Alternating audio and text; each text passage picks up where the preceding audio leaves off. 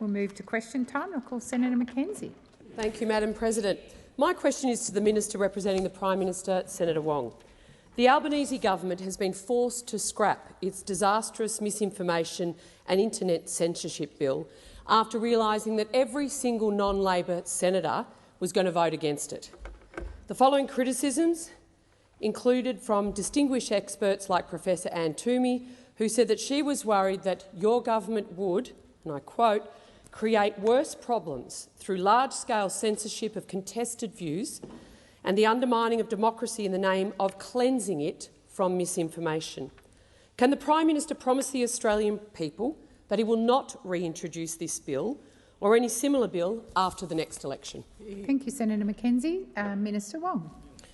Thank you, President. I thank Senator Mackenzie for the question, although I was anticipating a cost of living question, but I'm very happy to respond in relation to the legislation that the government did withdraw today, and I thank Senator McAllister for her handling of that. What I would say to you, Senator, I think, I would say three things. The first is the minister issued a statement in relation to this on the weekend. Secondly, Senator McAllister, as the representing minister, spoke today about these issues. Obviously, this bill did not have the support of the chamber, which is why the government made its decision to withdraw it. But what I would say to you, Senator, and this is a serious question, our democracy is under threat and at risk. Our democracy is under threat and at risk from foreign interference, foreign disinformation, from misinformation, including, people might remember, Russian bots in campaigns. Minister Wong, please resume your seat. Senator Mackenzie. Point of order, Madam President, on relevancy, direct relevancy. Does this remain the Prime Minister's policy? Yes or no? Senator Mackenzie, you forgot the quite large preamble at the beginning of your question, which the minister is being directly relevant to. Thank you, Minister Wong. I would say again to Senator Mackenzie, there is a serious question about making sure our democracy is resilient in an age where misinformation and disinformation are far more prevalent. And first and foremost, I am a small d Democrat. And I believe in protecting the institutions of our democracy, and I would hope, Senator Mackenzie, so are you. I would hope you do too. And the problem is that there are people, there are elements who wish to use the openness of our society in order to damage the democracy.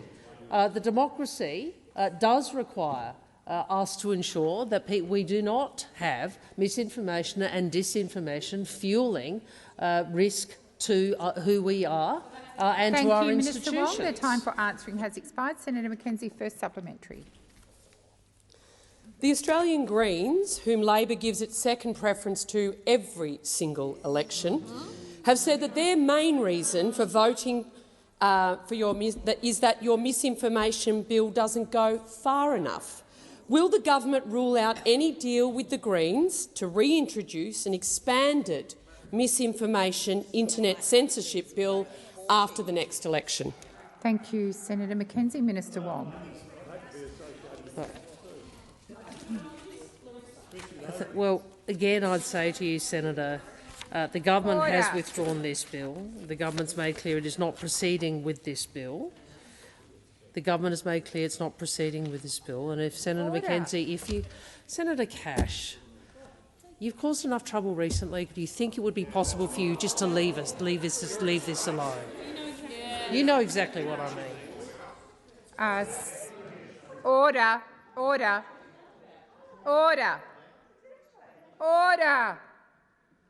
Minister Wong, had you please continue?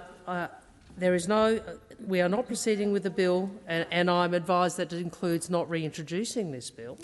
But I'd again say to you, Senator Mackenzie, I'd again say to you, well, you're the one voting with the Greens, mate. Why don't you ask them?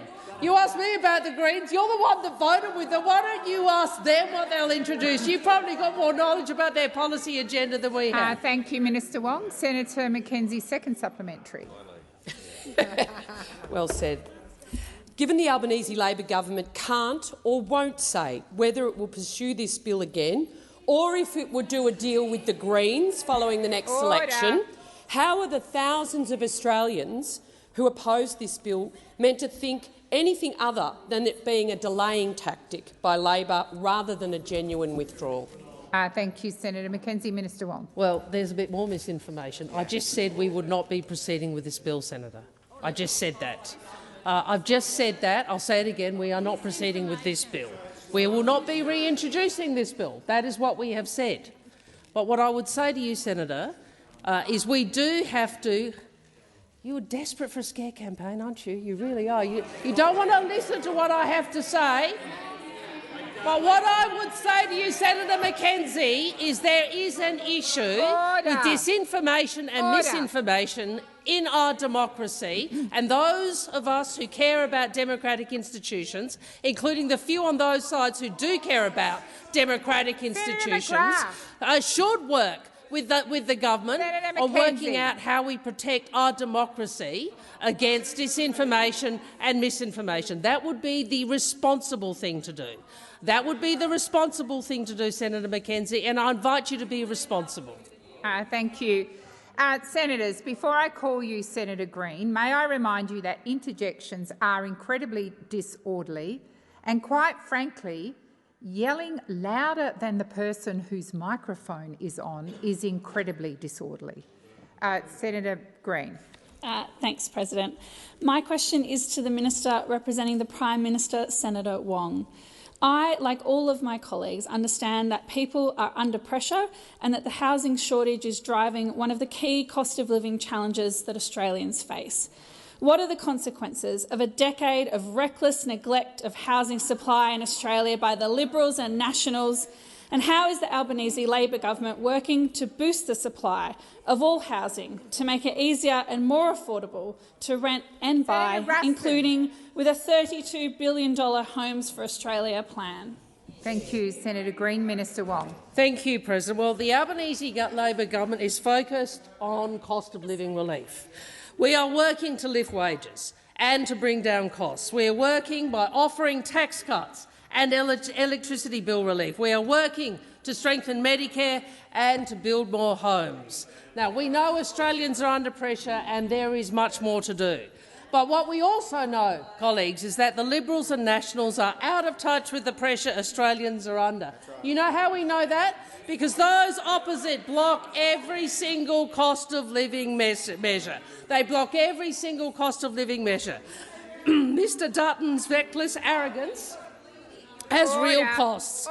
His agenda is wrong for Australia, he is wrong for Australia, and the Greens are not any better.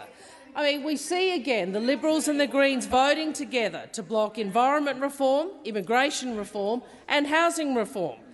There are two more important housing initiatives in the Senate that we are all aware of, that the Liberals and the Greens are voting together to block. Help to Buy, a shared equity scheme to help more Australians get into the market, and Build to Rent, which will build tens of thousands of new rental homes for the country. This government has already invested $32 billion in addressing Australia's housing shortage, including helping 120,000 people into their first home sooner, Senator Ruston. Announced 13,700 social and affordable homes from the first round of the Housing Australia Future Fund, increasing the maximum of rent assistance by more than 40% since coming to government. The biggest boost to rent assistance, Senator Ruston, as a former Social Services Minister, you never achieved in 30 years, and an ambitious target of seeing 1.2 million homes built over 5 years. There is no much more to do, but, friends, we're building and they're blocking. They are blocking. Thank you, Minister. The time for answering has expired. Senator Green, first supplementary. Thank you, President, and thank you, Minister. Minister, in my home state of Queensland, what work is the Albanese Labor government doing to deliver more social and affordable homes? Thank you, Senator Green. Minister Wong. Honorary Queensland. Order. Thank you. And the government has made important progress, Senator Green, in helping Queenslanders trying to rent or buy. Through the Housing Australia Future Fund, we're funding 1,315 new dwellings in Queensland in the first round alone. Some $860 million in funding for new homes.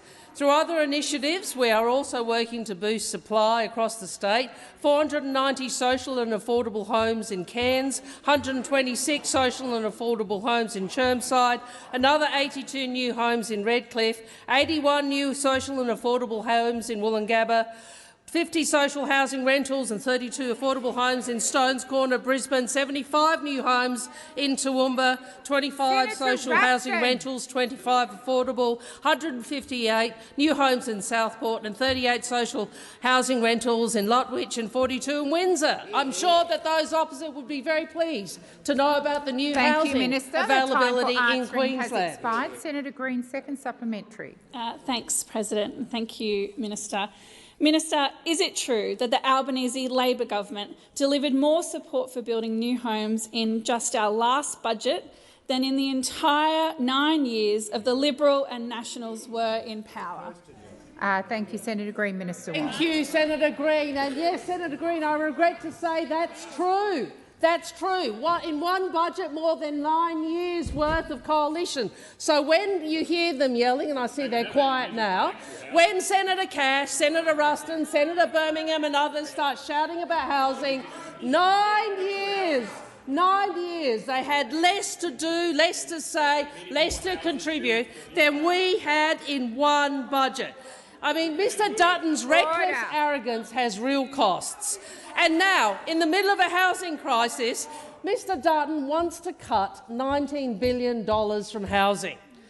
That is what he wants to do. He wants to cut $19 billion for housing. I mean, this Mr Dutton's agenda is wrong for the country and wrong for Australians. He wants to cut $10 billion from the Housing Australia Future Fund, $5.5 billion from the Help to Buy and $3 billion from New Homes Bonus. I mean, this is what Mr Dutton wants to do while he complains about housing affordability. Senator Cash. Thank you. And my question is to the Minister representing the Prime Minister, Senator Wong. American President Joe Biden described the decision of the International Criminal Court to issue an arrest warrant for Israeli Prime Minister Benjamin Netanyahu in the following terms. The ICC issuance of arrest warrants against Israeli leaders is outrageous. Let me be clear once again. Whatever the ICC may imply, there is no equivalence, none, between Israel and Hamas. We will always stand with Israel against threats to its security. Does the Prime Minister agree with our ally President Biden's very strong stance in support of our other democratic ally, Israel? Thank you, Senator Cash. Minister Wong. You have heard me say many times in this place, Senator Cash, you've heard me say many times there is no equivalence between Hamas, a terrorist organisation, and the elected Israeli government. In relation to the International Criminal Court, Australia respects the independence of the International Criminal Court and its important role in upholding international law. I'll take the interjection from the Shadow Attorney General. The Shadow Attorney General. Right, she says. Well, Senator, unlike you, we actually believe, I am answering the question, we actually believe that adherence to international law is a matter of principle and it is in Australia's interests. What I would say to you is that I have made clear many times in this place that all parties to the conflict must comply with international law, and I again say we respect the independence of the International Criminal Court and its important role in upholding international law. Senator Cash, first supplementary. Thank you. In contrast to President Biden, Albanese Government Minister Ed Husic said the ICC, and I quote, was doing its job by issuing the arrest warrant for Mr Netanyahu. Does the Prime Minister back the US President's view that the arrest warrant was outrageous, or the view of Minister Husic? Oh, excuse me. Order. The interjections between Senator Whish-Wilson and Senator McKenzie will stop. And they should have stopped when I said order the first time, not the third time. I expect silence when the minister responds. Minister Wong. Sorry, I wasn't sure that the minister, Senator Cash had finished. First, in relation to the United States is not a party to the Rome Statute. The Rome Statute, which established or gives effect to the International Criminal Court, was in fact ratified by the Howard government in 2002. Since Mr Howard ratified the Rome Statute, we have, as a country, respected the International Criminal Court. This is because it is in our interests as a nation for international law to be upheld. So I would again say to you, Senator, our position is that we respect the independence of the International Court, its important role in upholding international law.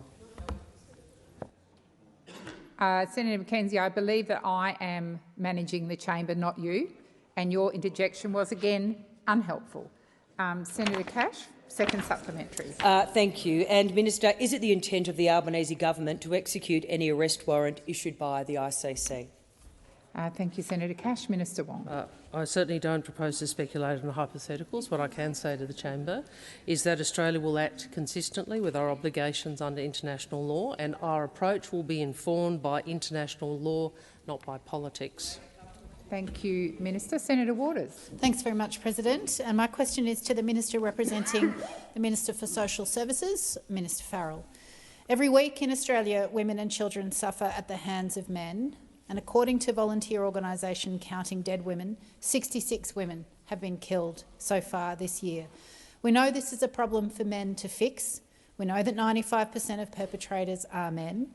As a male minister of the Albanese government, what are you and all of your male cabinet colleagues personally doing to drive down the rates of violence and change cultural and behavioural attitudes amongst men? Thank you, Senator Waters. Minister Farrell. Thank you, President, and thank you, Senator Waters, for raising an important issue. Well, the short answer, Senator, is everything we can. Everything I can do as an individual, as a man, as a member of the Labor Party, as a minister, as a father of 3 daughters and 1 granddaughter and a wife. I will do everything I can, Senator Waters, and I believe as a government we take this issue very, very seriously. Family and domestic violence is a very terrible scourge on our society. One death is one death too many in this space. And as a government and as a man, we completely reject domestic violence. We have to act, I think, as a community to try and resolve this terrible, terrible issue. It's not an easy issue to resolve, Senator Waters, and I think I would speak for every male standing behind me that we all want to see an end to this scourge of domestic violence. As a government, we're of course investing in a whole range of programs that are designed to try and reduce the impact of domestic violence. And I know Thank you, Minister. The time for answering has expired. Senator Waters, first supplementary. Thanks, President. There have been 12 First Nations women killed just since June. 8 of those women were in the Northern Territory. The government is late in responding to the missing and murdered First Nations women and children inquiry recommendations, which went to making police interactions more culturally safe and centring the voices of First Nations women to shape solutions and collect better data. Will you implement these recommendations in full, and when? Thank you, Senator Waters. Minister Farrell. Thank you, President, and thank you, Senator Waters, for your first supplementary question. Well, of course, we work very assuredly in this space. I work with Senator McCarthy to ensure that we address all of these issues. Again, I make the point. Like it or not, these are not difficult. These are difficult issues to resolve. They're difficult issues to resolve quickly. What we have tried to do as a government, whatever the issue might have been, is to take action, practical steps to make life better in this space. And thank you, Minister. The time for answering has expired. Senator Waters, second supplementary. Thanks, President. The women's safety sector has long called for $1 billion per year to meet demand for frontline services so that they have the resourcing to help everyone who reaches out for help. Will the government finally commit at least $1 billion per year to address the epidemic of men's violence against women with the urgency that it requires? Thank you, Senator Waters. Minister Farrell. Thank you, President, and thank Senator Waters for her second supplementary question. The government, of course, has committed $7.7 billion in funding for gender-based violence and legal assistance over our 2.5 years in government. This is on top of almost $2 billion to expand the single parent payment, which provides critical financial support for women and children escaping violence, and over $10 billion to expand social and affordable housing and crisis accommodation, which we know is crucial so that women have a place to go. Funding for frontline services has traditionally been the responsibility of the states and territories, but at National Cabinet we extended our funding for the National Partnership Agreement to provide long-term funding certainty for frontline services and leverage hundreds of millions. Minister Farrell, the time for answering has expired. Senator Walsh. Thank you, President. My question is to the Minister representing the Treasurer, Senator Gallagher. The Albanese Labor government is strengthening the economy and delivering cost of living relief for all Australians. We have delivered tax cuts, energy bill relief, urgent care clinics, cheaper medicines and university debt relief, whilst the Liberals and Nationals have rejected every cost of living measure we have put forward. What have the Minister and the Treasurer done to provide responsible cost of living relief that does not add to the inflation challenge in the economy? Thank you, Senator Walsh. Minister Gallagher. Thank you, President, and I thank Senator Walsh for that question and for the focus on cost of living measures that the government has been putting in place over the last 2.5 years. This is a government that has been working hard to get wages up and inflation down. We're strengthening Medicare, building more houses, and we can make reforms such as these because we're focused on building a stronger economy. Back-to-back surpluses, lower government debt are important indicators that we are on the right track. We're focused on reducing inflation. It's halved since we came to government, with cost of living policies such as energy bill relief driving inflation down. We're focused on job creation, 1 million jobs created in this term of parliament alone, more than any other term of parliament. But not only do we want more people in jobs, we want them to earn a decent wage. There's certainly more to do, but wages are heading in the right direction, with 4 quarters of wages growth after years of coalition wage stagnation. We've advocated for wages growth at every opportunity, and we've prioritised pay rises for aged care workers and early childhood educators who had been underpaid and undervalued for way too long. We want people to earn more and keep more of what they earn, as this is the best form of cost of living relief. We have record levels of people working, we have record levels of women working, and the pay gap is as narrow as it's ever been. Manufacturing jobs are up, industrial disputes are down, and the number of small businesses are up. We know there is more work to do, and we know that life is tough for many Australians right now. And that's why the Albanese Labor government has been focused on how to make appropriate investments in areas like Medicare and cheaper medicines and urgent care clinics to make sure that people are getting access to services that they need right now. Thank you, Minister. Senator Walsh, first supplementary. Thank you, President, and thank you, Minister. Central to our economic plan has been the Albanese Labor government's determination to get wages increasing. We've seen some good progress already, but after a decade of wage stagnation, there is more to do. Why is it so important to get wages moving again? Minister Gallagher. Thank you. Well, we over this side of the chamber, the Australian Labor Party, we always care about the workers, about the conditions that they work under and the wages they work under. And those opposite, and we can hear them start squealing now, squirming and squealing because of their policy, which was, how do we stop working people getting proper wages? That was their economic policy. Stark contrast to our economic policy, which is that good, secure jobs with good wages growth matters to the economy, and it matters to working people. And so aged care workers, what happened for the previous decade? Nothing. Didn't see a role for government there to support the wages growth of a highly feminised, underpaid part of the economy. That's why this government has prioritised leaning in, arguing for wages increases for the minimum wage workers and for those essential workers in our economy. Thank you, Minister. Senator Walsh, second supplementary. Thank you, President. Thank you, Minister. As the Albanese Labor government continues to focus on helping with cost of living pressures, the Liberals and Nationals recklessly vote against cost of living relief at every opportunity.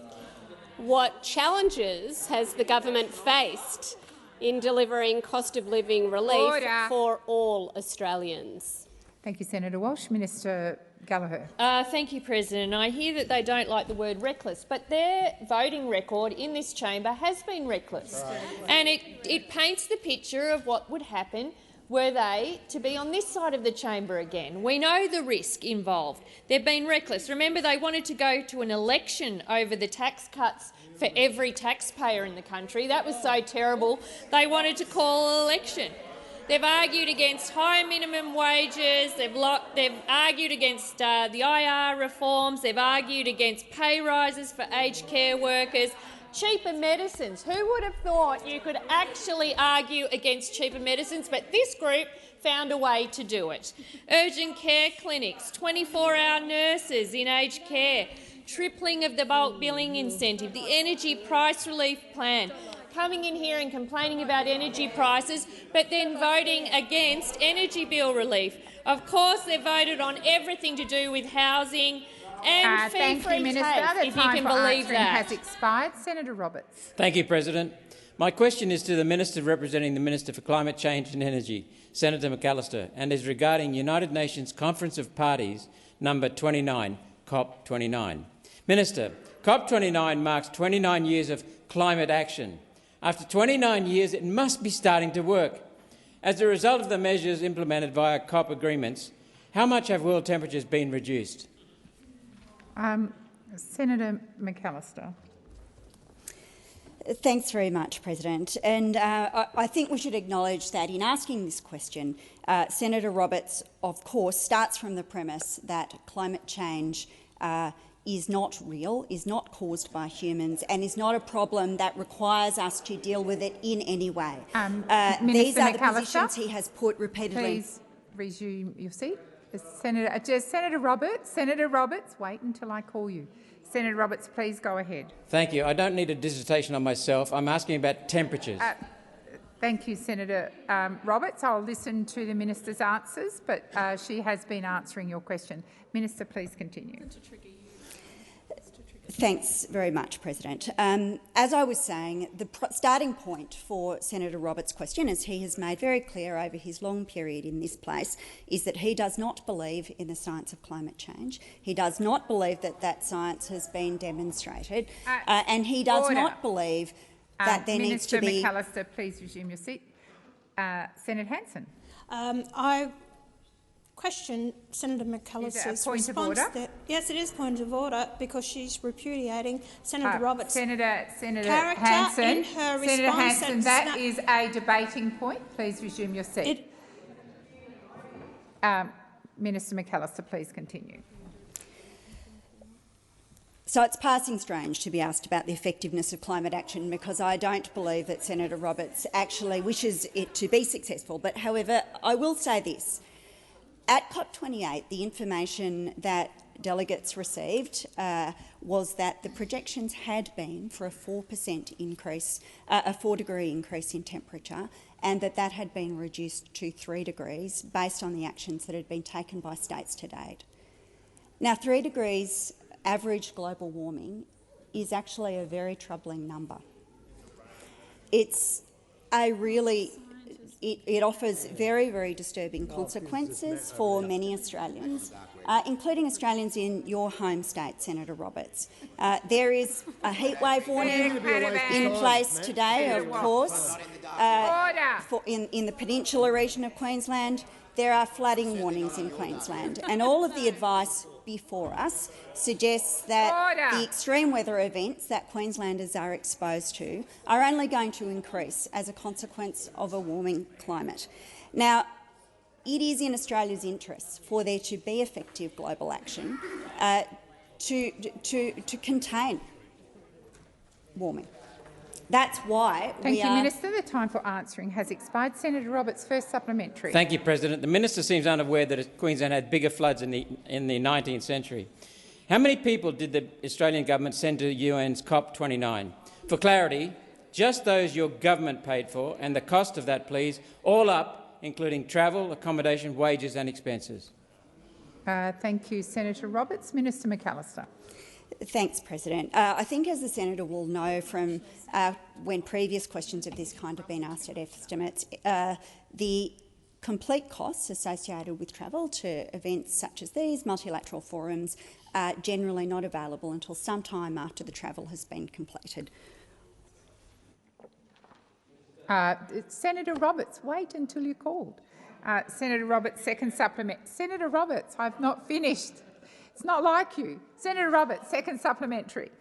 Thank you. The communique from COP29 released overnight announced developed nations will ramp up annual payments to pay $300 billion annually in 2035, supposedly to meet the cost of transitioning developing nations, including India, with payment a combination of public and private money, loans and grants. Media reports suggest Australia's share is $8 billion. I don't see a government statement to that effect. So, Minister, how much taxpayers' money will be sent overseas as grants to discharge our obligation under the agreement made at COP29? Thank you, Senator Roberts. Minister McAllister. Thanks very much, President. Well, Australia does welcome the outcome at COP29 in Baku to agree a new finance goal to support developing countries. This goal was incredibly hard-fought, and it is not everything that everyone wanted. In fact, people wanted a range of outcomes, and there was, as there is always in such forums, a compromise. But it is an important step to support emissions reduction and development goals around the world. Now, we are proud to be back as a constructive actor on the world stage. It safeguards our national security, and our goal is to accelerate our transformation. Minister McAllister, please resume your seat. Order. Order. Senator Canavan, I've called order 3 times. I've called you to order, and you've completely ignored me. Your interjections have completely drowned out the minister. Now, you either listen in silence or I invite you to leave the chamber. Minister McAllister, please continue. As I've frequently said to Senator Roberts and others in this chamber, it is in our interests as a nation for there to be effective action to limit global warming.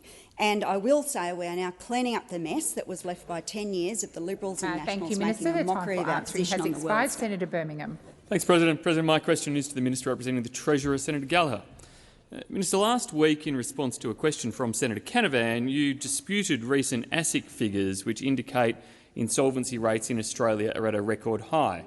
You stated, what we're seeing at the moment is not a historical high, and that I'm just putting some facts on the table. Minister, unfortunately, the facts show that the average number of business insolvencies per quarter is the highest of any government since records began in 1999.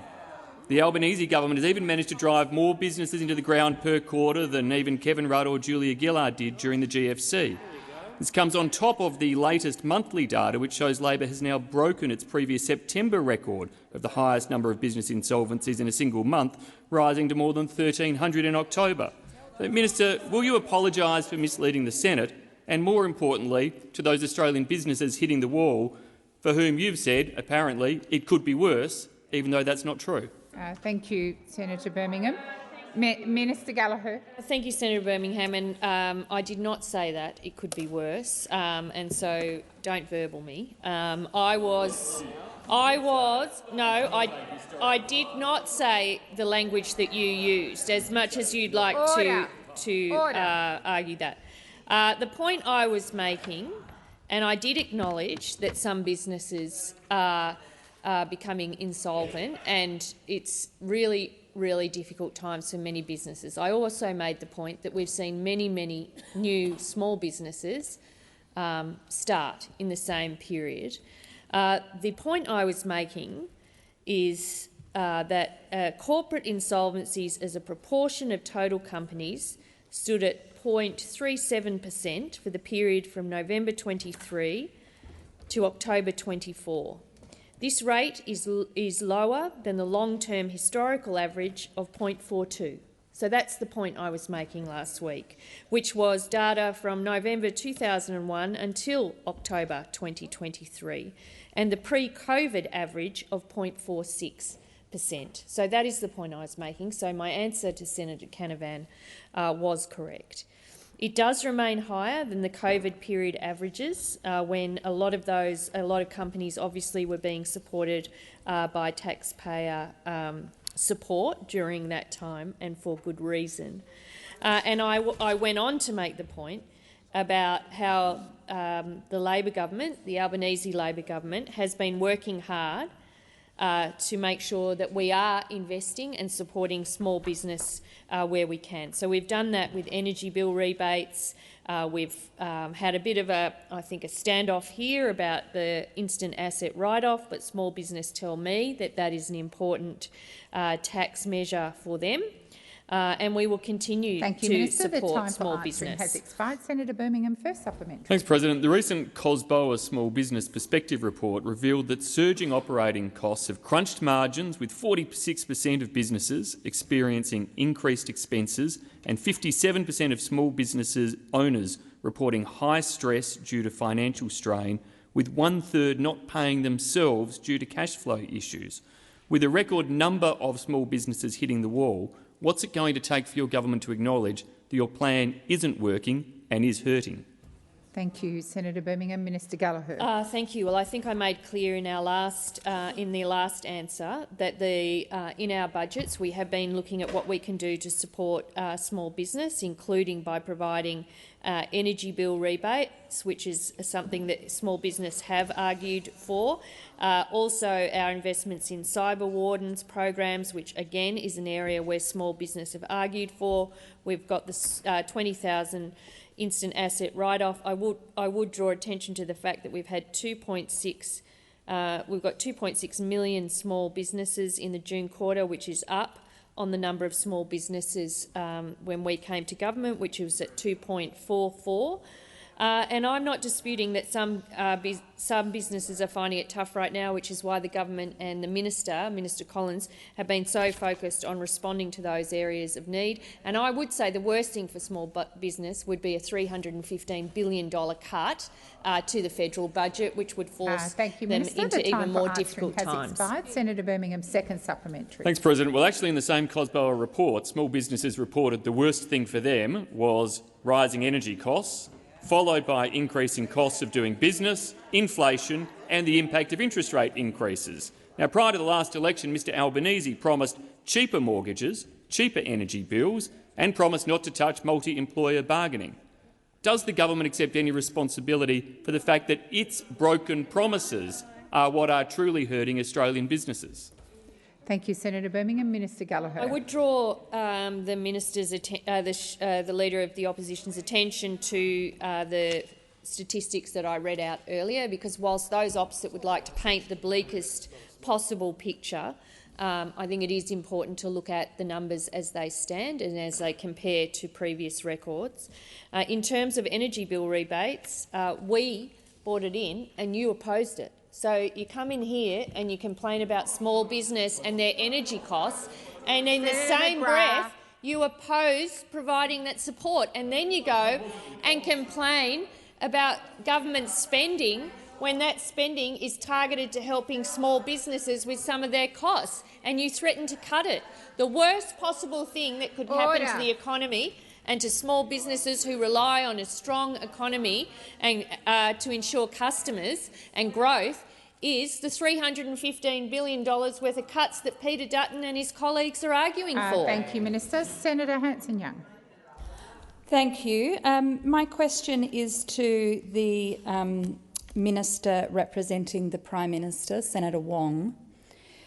The parliamentary inquiry led by the late Peter Murphy reported 18 months ago, and yet the government has failed to implement the unanimous recommendations of that committee. And when I say unanimous, I mean bipartisan, tripartisan and everyone in and between.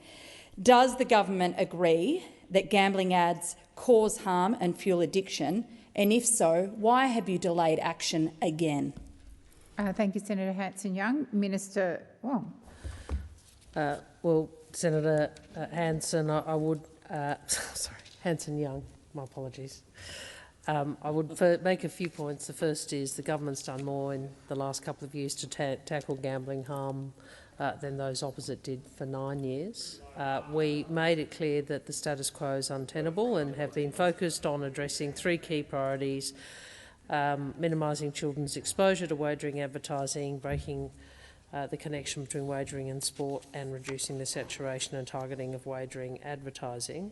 We've delivered significant online wagering harm reduction initiatives, including a verification for online wagering, banning the use of credit cards for online wagering, forcing companies to send their customers monthly activity statements outlining wins and losses, introducing new evidence-based taglines in wagering advertising, providing direct funding for specialist financial counselling to support people affected by problem gambling, introduced nationally consistent staff training, new minimum classifications for video games with gambling-like content, which will go live shortly, and launched BetStop, the National Self-Exclusion Register, which has been used by more than 32,000 Australians. So there has been a lot of action that has been undertaken. Obviously, there is more to do.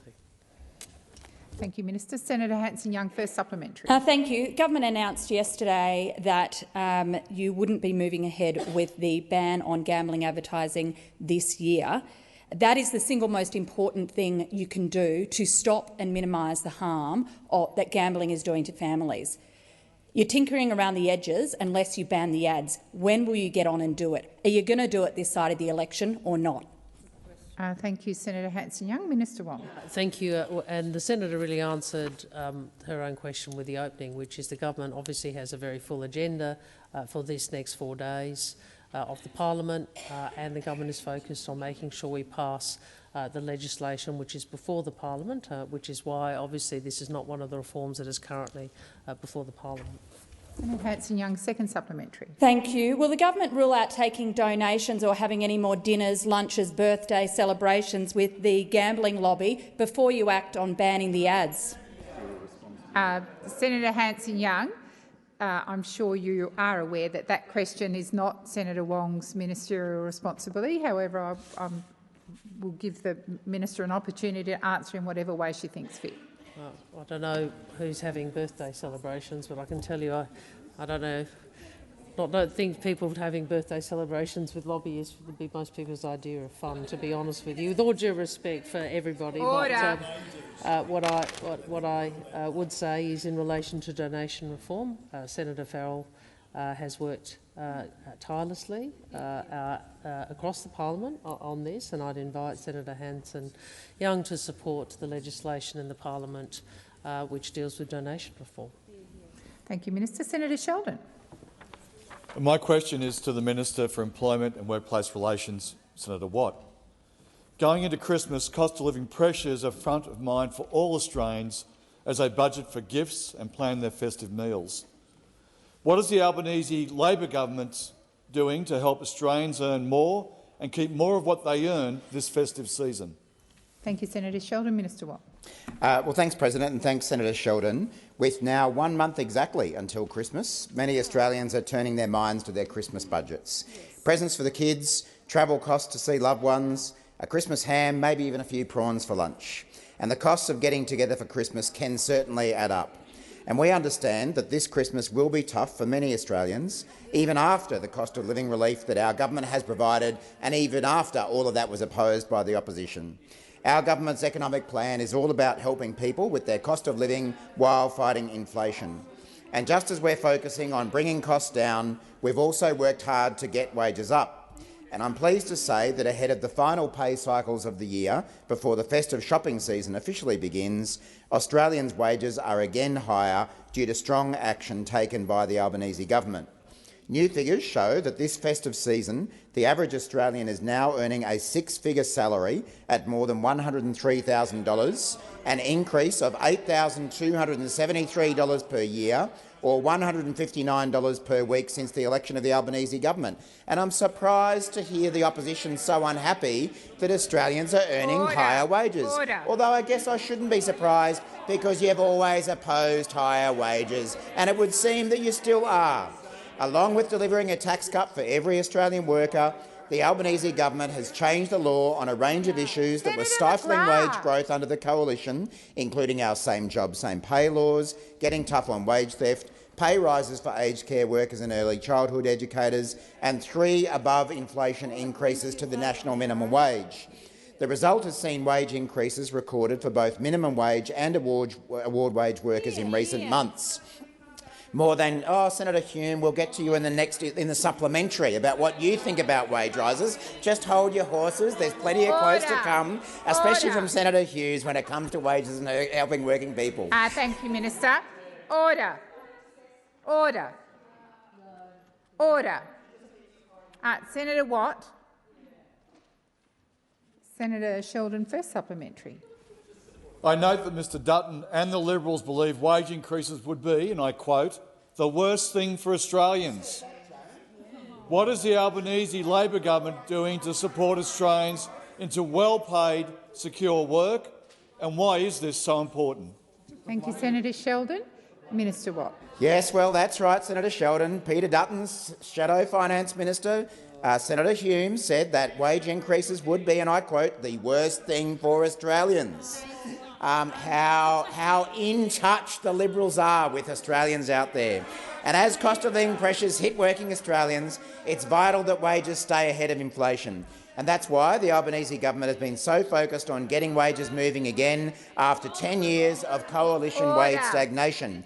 Now, you would think that at a time when Australians are doing it tough, all political parties would support increasing wages. But weirdly, Peter Dutton and the coalition have tried to block every single cost of living measure this year, and they've also tried to block every step we've taken to improve wages. And now Mr Dutton and the coalition are recklessly promising to cut pay and conditions for millions of Australian workers. They've promised to cut casual rights, cut the right to disconnect, cut same job, same pay, cut multi-employer bargaining, and they're considering making it easier to sack workers as well. Thank you, Minister. The time for answering has expired. Minister, I do remind you— Order. Order. Senator, I do remind you to refer to others, to refer to people in the other House by their correct titles. Senator Agra, I invite you to make a contribution at some other point, but not question time. Senator Sheldon, second supplementary. I note that Mr Dutton and the Liberals have proudly stated, on the coalition side of the chamber, we always stand with the employers of Australia. Now, going into festive season, what is the Albanese Labor government doing to stand with Australian workers and families to put more money in their pockets, and what are the key barriers to achieving this? Minister Watt. Thank you, Senator Sheldon. Well, while the Liberals and Nationals may say that they always stand with the employers of Australia, the Labor Party supports cooperative workplaces where both employers and workers win.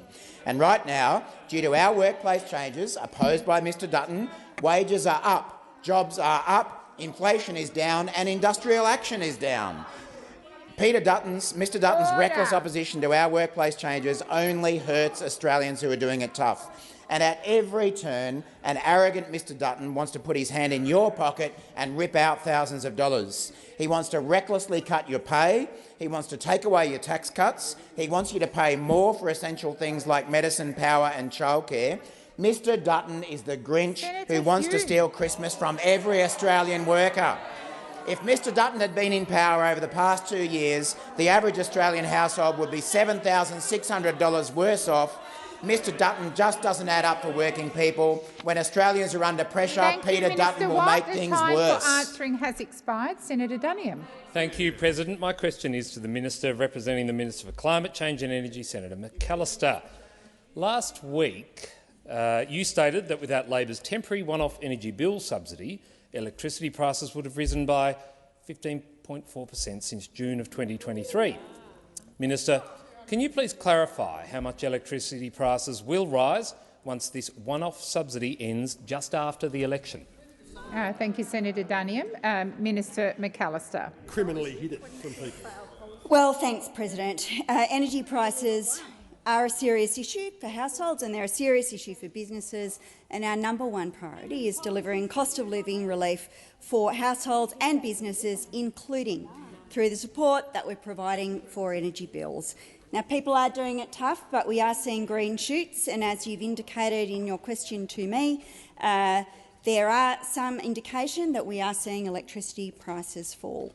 The challenge is, of course, that those on the other side voted against that energy price relief. They voted against it and they want to wind those rebates back that are going out at the moment to Australian families and to Australians and businesses.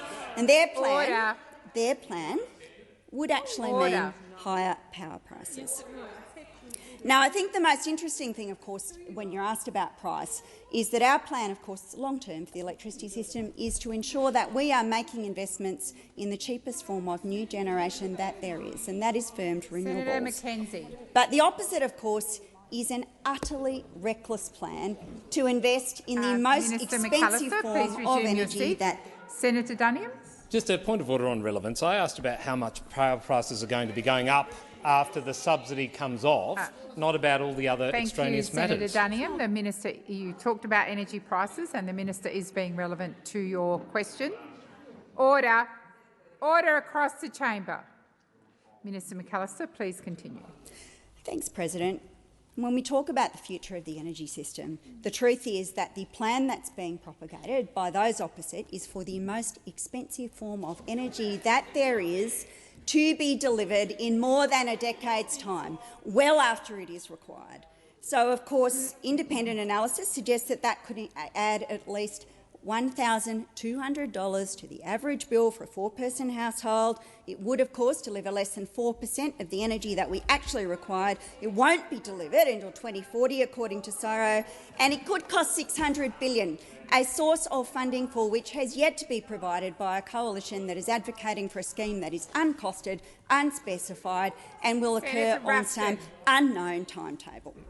Thank you, Minister. Senator Duniam, first supplementary. Thank you very much, President. Minister, given electricity prices are being artificially suppressed by the 15.4%, according to your estimates, they're likely to go up by at least that much or more over the 12 months from June of 2024 when your subsidy comes to an end. Will the government make taxpayers foot the bill by extending its payments for another year at a cost of $3.5 billion, or will electricity users just foot the bill directly instead? Thank you, Senator Duniam. Minister McAllister. Well, President, the government will continue to do everything that we responsibly can to help households and businesses at a time that we acknowledge is genuinely difficult for many, many people. It's been our singular focus over the course of this year and indeed the year before, making sure that households and businesses are supported by delivering cost of living relief and that little bit of extra support, all of which you have opposed. Order. All of which you have opposed. It doesn't matter whether it's cheaper medicines, cheaper childcare, higher wages, energy bill relief, tax cuts. All of those things have been met with opposition by those opposite.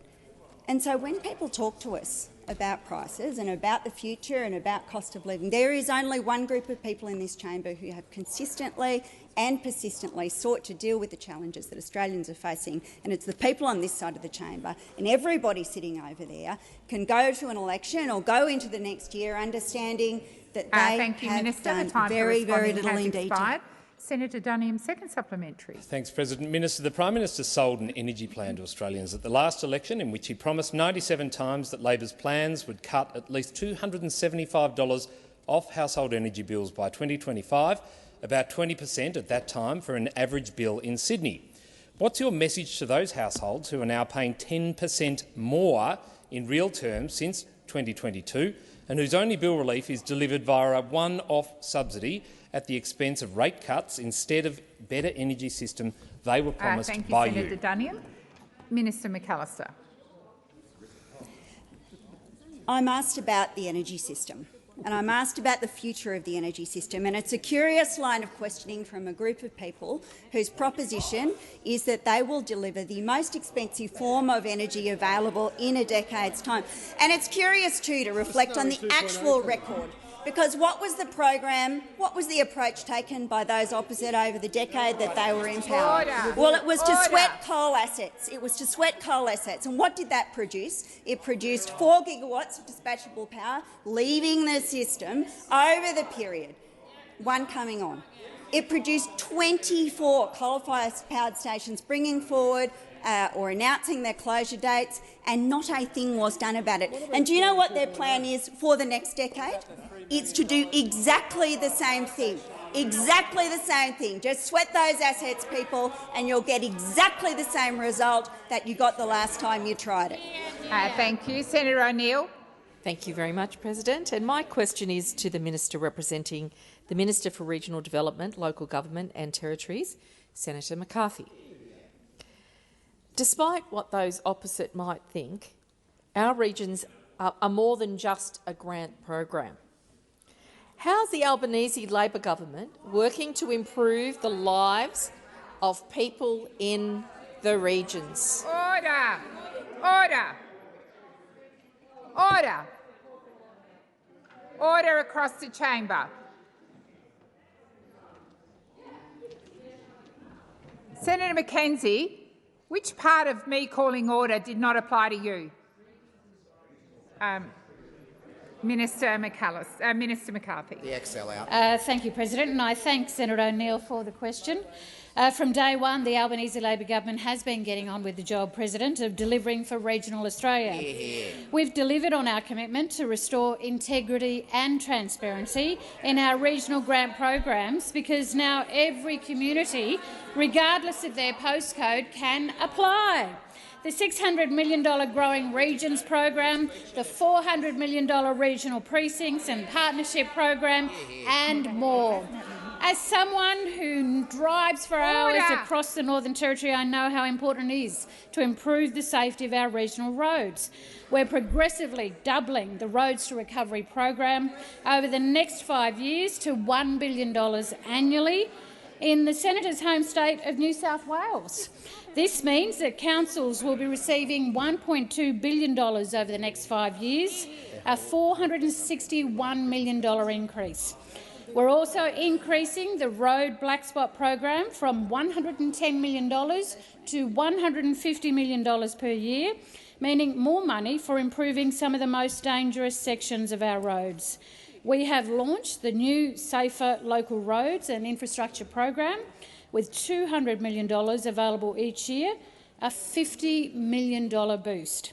And we have delivered an additional $250 million to regional councils through Phase 4, President, of the Local Roads and Community Infrastructure program. We know on this side of the chamber how important connectivity is in our regions, which is why we have a record investment. We're delivering a further $2.4 billion to expand NBN full fibre to an additional 1.5 million premises around Australia, 660,000 of those being in the region. Thank you, Minister. Senator O'Neill, first supplementary. Thank you, Minister, for that fulsome account. But it's not only road and community infrastructure, which is so essential to our regional areas, it's access to services. So what is the Albanese Labor government doing to boost service delivery in the regions? Thank you, Senator O'Neill. Minister McCarthy. Thank you, President, and thank you, Senator. Yes, we on this side of the chamber understand that regional development isn't just about investing in our roads or infrastructure. It's also about investing in our people and enhancing service delivery. When we came to office, people in regional towns couldn't get in to see their local GP. Shocking. After a decade of neglect, President, we know we can't fix this overnight, but we're getting on with the job. Our landmark investments to strengthen Medicare have seen an additional 2.2 million bulk billed visits in regional and rural visits since November last year. Would you like me to repeat that? That's a pretty significant number. Yeah, repeat it. 2.2 million bulk billed visits in regional and rural areas since November last year. We are getting more doctors where we need them most by waiving HECS fees for health practitioners that you, work Minister. in The time regions. for answering has expired. Senator O'Neill's second supplementary. Thank you, Minister. And our regions need to attract and retain skilled workers to ensure they can continue to deliver these important services. Senator O'Neill, please resume your seat. The senator is entitled to make her... Senator Ruston, your disorderly conduct during question time today is, setting new records. I invite you to either listen in silence or leave the chamber. Senator O'Neill will put her question in silence. Please continue, Senator O'Neill. Thank you, President. And it is important to talk about the regions and to listen to the answers. Our regions need to attract and retain skilled workers to ensure O'Neill, they please can... resume your seat. I would have thought, and I think that was you, Senator McKenzie, but Senator Henderson. Order. Order. Order on my right. Order. I would have thought, Senator Henderson, if you heard me calling one senator to account, that you might be able to work out that that really does apply to all senators, including you. Senator O'Neill, please continue. I'll try again for a third time, stand up for people in the regions against those opposite. Our regions need to attract and retain skilled workers to ensure they can continue to deliver these services. Senator O'Neill, the time has expired. Senator O'Neill, I didn't invite you to... Senator Wong? I'd request that Senator O'Neill be allowed to repeat her question, given how much she was interjected upon by the opposition. Senator O'Neill, I'm going to invite you to complete the question to the point you got to. You have a very clear voice, so I was able to follow, but the interjections were disorderly. So please. Thank you very much, President. So, Minister, what is the Albanese Labor government doing to allow people to stay and train in our regional towns? Thank you, Senator O'Neill. Order. Order. Senator Watt. Senator Watt, I've just called you. Minister McCarthy, please continue. Thank you, President. Well, we want people to train at home and continue working locally because you shouldn't have to leave home to build your career. We are bringing university closer to students living in the regions, investing in 20 more regional university hubs. Our fee-free TAFE has already supported over 500,000 people nationally, including over 127,000 in our regions. That's why we will make fee-free TAFE permanent. Just because you're getting it for free doesn't mean you don't value it, unlike what those opposite might think. So to attract and retain the workers of our communities, we need to build more housing.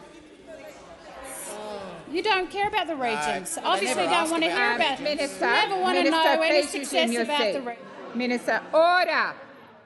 Order. Order across the chamber. would like there to be silence for the next 8 seconds.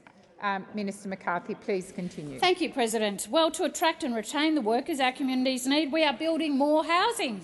$32 billion in housing initiatives to help Australians to build, rent and buy. Time. Thank you, Minister.